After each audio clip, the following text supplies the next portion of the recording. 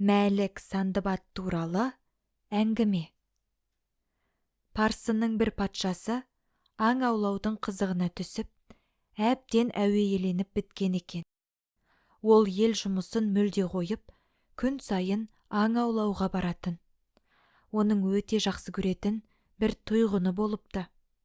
Оны ешқашан көзінен таса қылмай, алтыннан тұғыр істетіп, жанына қондыратын еді. Кішкене алтыннан сауыт істетіп, ішін суға толтырып, тұйғынның мойнына іліп қоятын болған. Шөл дегенде тұйғыны сонан су ішіп тұратын еді. Бір күні жігіт желеңін алып, патша аңға шығыпты. Жұлдыздай аққан бір киікті ит пен құс қамап, адамның арасына әкеп тықты. Қолдың саласындай қоршаған жігітке патша бұйрық берді. Бұл киікті ұстауларың керек.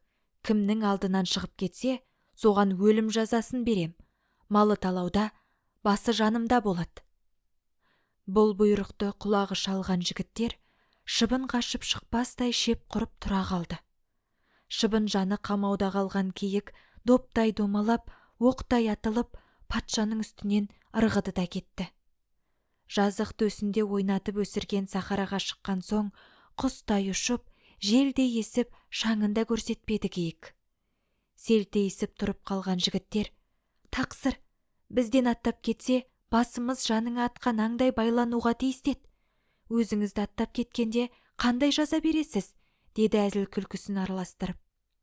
Патша ойлаған түрмен: «Маған берілетін жаза, жер үстін түгел кессем де, сол киікті ұстамай қайтпаймын», деп шаба жөнелді. Бірнеше бел, бірнеше құздан өтіп, киікке жеткен екен патша. Қарасы көрінгенде тұйғынды қоя берді. Бармақтай құстың киікті алып соғарлық қуаты болмаса да, басына қонып, қанатымен көзіне сабалап жүргенде патша да жетіпті. Киікті алып, қаласына қайтарда, шаршаған ат шөлдеп тандыры кеуіп, аяғын қия басуға жарамаған. Күн шыжыған ыстық.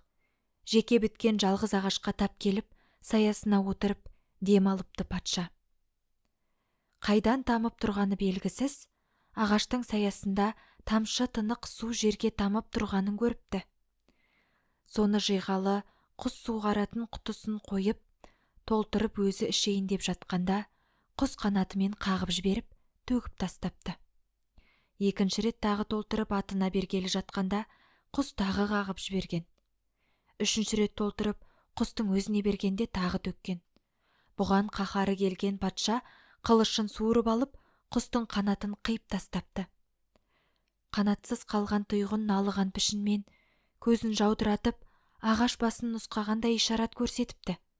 Қараса, үлкен қарашы бар жыланның аузынан аққан жерге судай тамшылап тұрғанын көріпті. Соны көріп, тұйғынның қанатын кескеніне өкініпті. Бірақ кесілген қанат біту қайда? Үйіне жетіп, киікті жігіттерге тапсырып, тұйғынды алтын тұғырына қондыра бергенде, шар еткен бір дауыс шығарған да өлген. Мұны көрген Мәлік Сандыбаттың бір өкініші мың болған. Не пайда? Өлген құс қайта тірілмеген. Достықты қастық деп қата ұғыну адамда жиі кездеседі. Оның бәрін түбін терең ойлап, тексермегеннен болады. Мысалы, құс айтатын тілі болмаса да, уды ішпесін деп 3 рет төккен. Патша ашуға жеңдірмей-ақ сабыр етіп байқаса, төккен себебін табар еді. Ол ашу үстінде құсын өлтіріп алды. Өткен із өкінішпен орнына келмейді. Ойлап айтып, ойлап істеу керек. Сенің бұл пікірің мені құсын өлтірген сол патшадай өкінішке қалдыруға соғады. Ол мен ғана емес, елге керек кісі, деген патша. Оған қарсы уәзір де: «Тақсыр, өзіңіз білесіз. Патшаның баласына айла істеймін деп жүріп, уәзірдің өзі өлгеніндей болып қалмаңыз.